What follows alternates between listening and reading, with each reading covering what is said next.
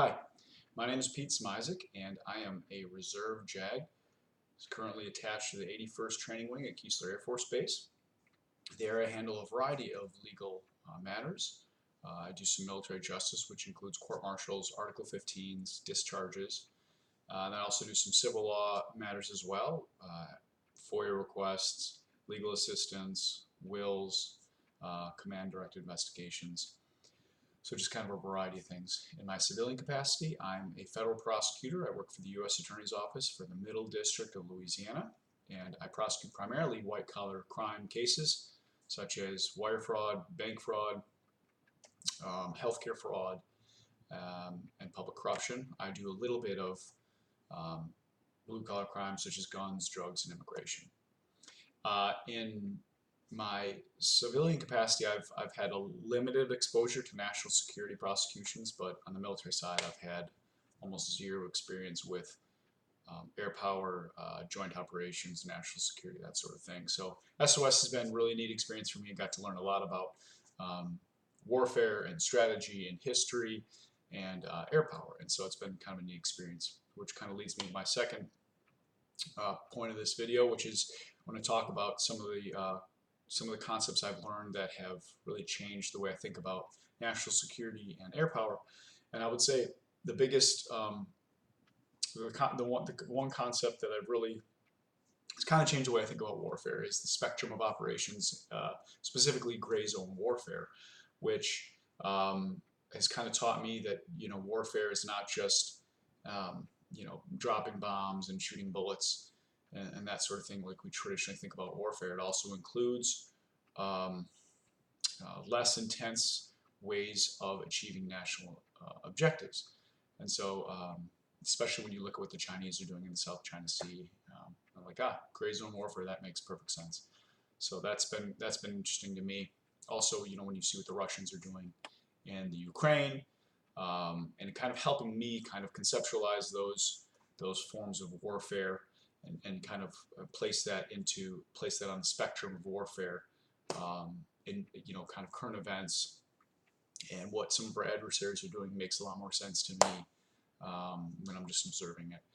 Also, it's just in general, it's been interesting for me to learn about Clausewitz, and thinkers all the way up to John Boyd, and kind of seeing the way our leaders think about warfare. It's been just kind of a neat experience, been very interesting to me. So that leads me to my last point. What's the most critical issue facing the United States Air Force in the context of national security? I would say there's probably two. One would be, I think, our near peer competitors, especially the Chinese. I mentioned the South China Sea. We've been engaging in war for the past 20, 30 years with fairly low-tech competitors. Not to say it hasn't been difficult, but they've been very low-tech, so we haven't had a whole ton of difficulty achieving air superiority. We haven't faced a whole lot of high-end electronic warfare threats. So I think pivoting back to facing a high-end conventional competitor, I think is going to be very difficult for the United States. It's going to take a lot of time. It's going to take a lot of training. It's going to take a lot of money, especially if you look at the way that a war could be fought in the South China Sea within the A2AD environment against the Chinese. That could be a significant problem for us. Second problem I think that we face is just in general. I think we've been a little bit spoiled again with some success in air operations, especially in the early 90s of Iraq and Kosovo.